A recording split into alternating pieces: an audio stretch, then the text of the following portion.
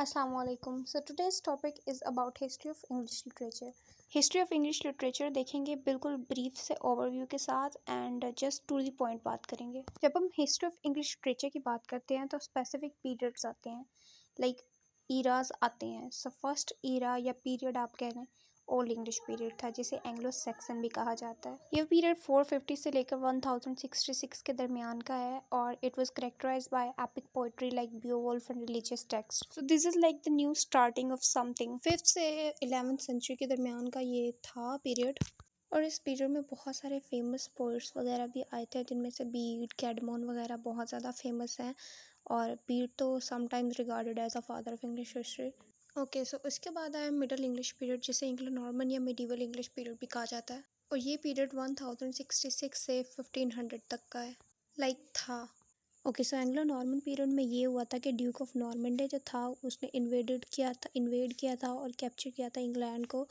और इंग्लैंड तो था वो नॉर्मन की पावर के अंदर मतलब under the rule of Normans चला गया था। And then they started speaking French culture आ गया, फ्रेंच लैंग्वेज आ गई, सब कुछ फ्रेंच होना स्टार्ट हो गया। खैर, जो इलीट क्लास थी उन्होंने तो फ्रेंच ही अडॉप्ट की हुई थी और English remain popular with the people. और ये स्ट्रगल स्टार्ट रही दो लैंग्वेजेस के दरमियान, एक लैटिन जो कि चर्च की लैंग्वेज थी और दूसरी इंग्लिश। अच्छा, एक ट्विस्ट आया, the French lost England and as a result French language lost its importance. So उस पीरियड में इंग्लिश जो थी वो डेवलप हो रही थी, बहुत ज़्यादा डेवलप्ड हो गई थी as a language. So Oxford and Cambridge universities भी इस्टेब्लिश हो गई और लंदन जो था वो फ्लोरिश्ड हो गया as a capital.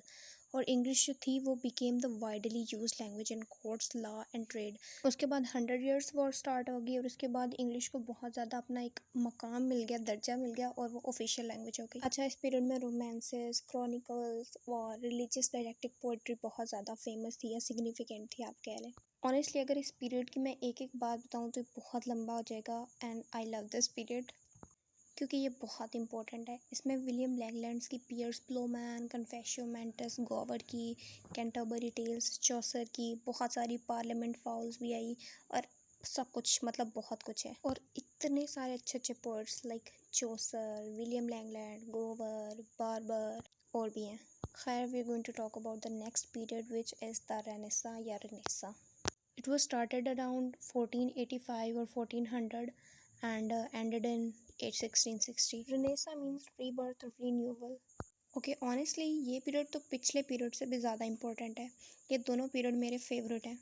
In this period, Renaissance English literature became one of the richest literatures in the world. Shakespeare भी, वेबस्टर भी, जॉनसन भी, मार्लो भी, सभी इसी पीरियड के हैं।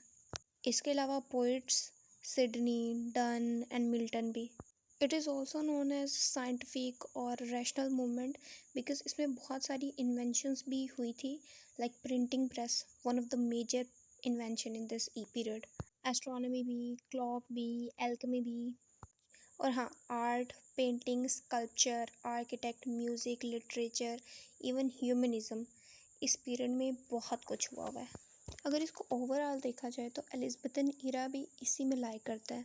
एंड एलिज़ाबेथन ईरा में जो यूनिवर्सिटी विट्स हैं बहुत इंपॉर्टेंट हैं because obviously they laid the foundation for other writers, prose writer, dramatist, सबके लिए, पोइट्स के भी लिए। Okay, so I am gonna end this right here. इसके बाद आता है 17th सेंचुरी। उसमें जैकोबियन एंड कैरोलिन पीरियड्स हैं, जिसमें जॉन मिल्टन की फेमस पैराडाइज लॉस्ट है एंड और भी बहुत सारे फेमस, मतलब इम्पोर्टेंट, जॉन मिल्टन और जॉन डन है जिसकी मेटाफिजिकल पोइट्री थी। ओके, सो इसके बाद आया रिस्टोरेशन पीरियड जो कि था 1660 से 1700 तक। इस पीरियड में ना ड्रामा बहुत फेमस है, जैसे कि एलिज़ाबेथन जो था वो थोड़ा ट्रैजिक था, एलिज़ाबेथन ड्रामा, लेकिन रिस्टोरेशन ड्रामा जो था वो बहुत कॉमिक था। और वैसे भी रिस्टोरेशन पीरियड था comedy of manners. John Locke जो है वो एक पॉपुलर नेम है रिस्टोरेशन पीरियड का। ओके, सो नेक्स्ट बारी है 18th सेंचुरी की, जिसे ऑगस्टन एज भी कहा जाता है और इस एज के बहुत सारे और भी नेम्स हैं, जैसा कि age of prose, age of satire, Augustan age, age of reason, age of Pope और हाँ, इसे नियो क्लासिक एज के नाम से भी जाना जाता है। इस पीरियड के फेमस पोइट्स हैं Alexander Pope, doctor Samuel Johnson and या मेजर प्रोज राइटर है Jonathan Swift, who is one of my favourite poet, sorry, prose writer. And how we can forget about novelist. जो 4 major pillars माने जाते हैं English literature like novels के, वो चारों इसी पीरियड के हैं। Samuel Richardson, Henry Fielding, Smollett and Sterne. Okay, so इसके बाद आया रोमांटिक पीरियड जो कि 1798 से स्टार्ट हुआ एंड एंड हुआ 1824। ओके, सो रोमांटिक एज में all great English poets are included.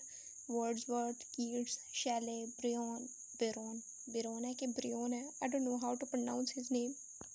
And if we talk about novelists of this period, so Jane Austen. The famous novel Pride and Prejudice was written by Jane Austen. William Blake, Keats, Wordsworth, Cowper सभी इसी period के poets हैं। Okay, सो हमारा next period है Victorian period, जिसका दौरानिया है like 1837 से 1901 तक। ओके, सो इस पीरियड में हमारे पास हैं famous novelist Charles Dickens, Thomas Hardy और बहुत सारे पॉपुलर नॉवलिस्ट। ओके, सो इस पीरियड का नाम जो है विक्टोरियन एज वो रखा गया था क्वीन विक्टोरिया के नेम के बाद, लाइक उनके नेम से मिला के। वो 18 इयर्स की थी 1837 में जब वो क्वीन बनी and she remained on the English throne till her death in 1901 and वो सबसे ज़्यादा लॉन्गेस्ट सर्विंग क्वीन मानी जाती हैं और उनका पीरियड जो था वो पीरियड ग्लोरी फॉर इंग्लैंड कहलाता था। ओके, सो इस पीरियड ईरा को ना हम कह सकते हैं कि it was a fusion of romantic and realistic और modernism in style of writing. Alfred Lord Tennyson और रॉबर्ट ब्राउनिंग जैसे मेजर पोएट्स भी इस ईरा के हैं। ओके, सो इसके बाद आती है 20th सेंचुरी। उसमें 1901 से लेकर 2000 तक जो था वो सब कुछ इंक्लूड है।